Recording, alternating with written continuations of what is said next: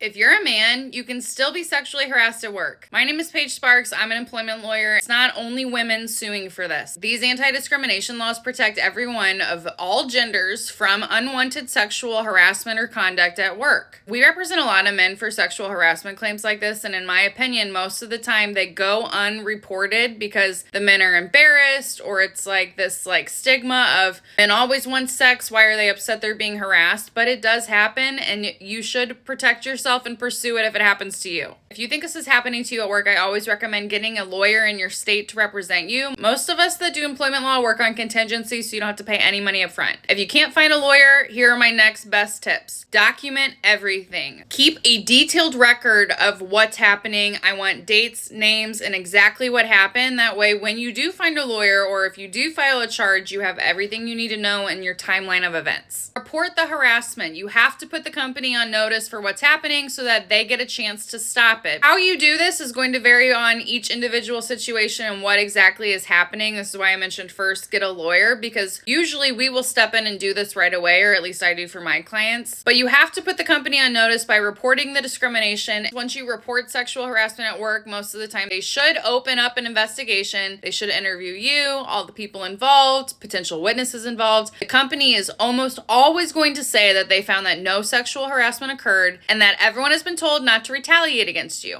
They're never going to admit liability in a report, and they're especially not going to admit liability to you. The things we want to keep an eye out for after you report it is 1, the sexual harassment stops, and 2, they don't retaliate against you. If the employer does not take appropriate action to stop things, or if the conduct escalates or gets worse, the next step is you can escalate it to the EEOC. This is an administrative requirement. It means you have to file a charge of discrimination with the EEOC before you can sue the employer. This can get very complicated for this step and forward, which is why I recommend getting a lawyer, but there are things you can do to protect yourself. If you're a man being sexually harassed at work, don't just sit there and take it. Do something.